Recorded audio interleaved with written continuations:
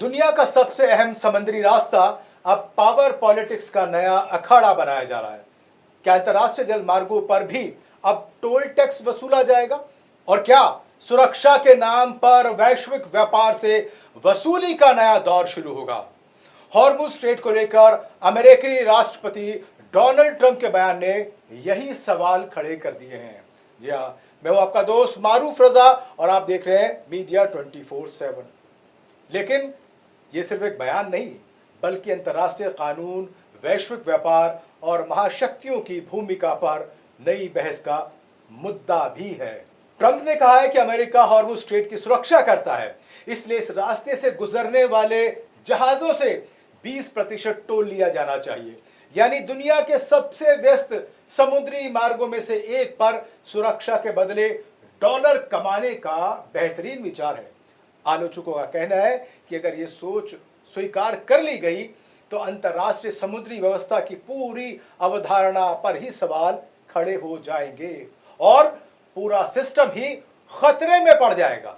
Iran ने America के नहले पे दहला दे मारा है। ईरान के विदेश मंत्री अब्बास अरागची ने तंज कसते हुए कहा कि अगर सुरक्षा के बदले शुल्क लिया जाना है तो हॉर्मुज का सबसे बड़ा संरक्षक तो ईरान ही है।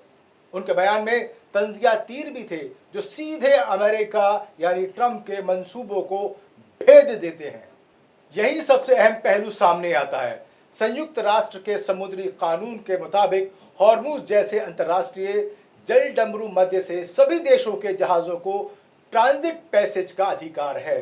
केवल वहां से गुजरने के लिए किसी देश या तीसरे पक्ष द्वारा टोल वसूलने का कोई स्पष्ट कानूनी आधार नहीं है। यही वजह है कि ट्रंप के प्रस्ताव पर अंतर्राष्ट्रीय स्तर पर सवाल उठ रहे हैं और जमकर उनकी आलोचना भी हो रही है। इस बीच रूस भी खुलकर मैदान में सामने आ गया है। विदेश मंत्री सर्गेई लावरोव ने कहा कि ईरान पर सैन्य कार्रवाई और उसके बाद की बयानबाजी ने अमेरिका की विश्वसनीयता पर सवाल खड़े कर दिए हैं। उनका कहना है कि भविष्य में किसी भी समझौते पर भरोसा करना अब आसान नहीं होगा। इसके बाद ही ट्रंप के रुख में भी नरमी देखने को मिल रही है। अब ट्रंप ने 2 कदम पीछे हटते हुए कहा है कि टोल टैक्स वसूलने की बजाय खाड़ी देशों के साथ बड़े व्यापार और निवेश समझौते अमेरिका के लिए ज्यादा फायदेमंद होंगे। उनका दावा है कि इससे अमेरिका में भारी निवेश आएगा और लाखों रोजगार पैदा होंगे। यानी टोल की चर्चा फिलहाल पीछे चली गई है, लेकिन बहस अभी खत्म नहीं हुई है, क्योंकि पेट्रोलियम के रास्ते में भड़काई गई वो आग है जिसमें आज ईरान है तो कल भारत, पाकिस्तान समेत एशिया के ज्यादातर देशों को झुलसना होगा। इंटरनेशनल मैरीटाइम ऑर्गेनाइजेशन भी साफ कर चुका है कि अंतर्राष्ट्रीय जल डमरू मध्य से गुजरने पर अनिवार्य शुल्क लगाने का कोई स्थापित कानूनी आधार नहीं है। यही वजह है कि ट्रंप का प्रस्ताव वैश्विक समुद्री व्यवस्था से मेल नहीं खाता। खास बात यह है कि दुनिया के तेल और एलएनजी की बड़ी सप्लाई इसी रास्ते से गुजरती है। इसलिए हॉर्मुज में तनाव का सीधा असर भारत समेत पूरी दुनिया की अर्थव्यवस्था पर पड़ता है। ट्रंप का तर्क है कि अमेरिका सुरक्षा देता है, इसलिए उसकी कीमत भी मिलनी चाहिए। लेकिन सवाल यह है कि क्या वैश्विक सुरक्षा अब सब्सक्रिप्शन मॉडल पर चलेगी?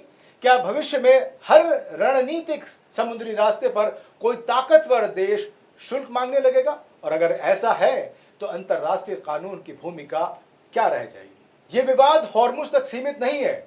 ये उस बड़ी बहस का हिस्सा है जिसमें दुनिया बार बार देखती रही है कि सुरक्षा, सामरिक हित और आर्थिक दबाव किस तरह एक दूसरे से जुड़ जाते हैं। इराक से लेकर ईरान और पश्चिम एशिया के कई संघर्षों तक ऐसे सवाल लगातार उठते रहे हैं कि क्या भू राजनीतिक फैसलों में अंतर्राष्ट्रीय नियम हमेशा समान रूप से लागू होते हैं? अगर भविष्य में कोई भी ताकतवर देश सुरक्षा के नाम पर अंतर्राष्ट्रीय समुद्री रास्तों पर शुल्क लगाने लगे तो अगला नंबर मलक्का, स्वेज या किसी और अहम जल मार्ग का भी हो सकता है। इसलिए हॉर्मुज का यह विवाद सिर्फ एक बयान नहीं, बल्कि नियम आधारित वैश्विक व्यवस्था की परीक्षा भी है, क्योंकि इन समुद्री रास्तों से सिर्फ जहाज नहीं गुजरते, बल्कि दुनिया की अर्थव्यवस्था, ऊर्जा, सुरक्षा और वैश्विक संतुलन भी गुजरता है। अब देखना यह है कि इस पूरी व्यवस्था का क्या असर पड़ता है। मुझे दीजिए इजाजत, अपना रखिए ख्याल, धन्यवाद।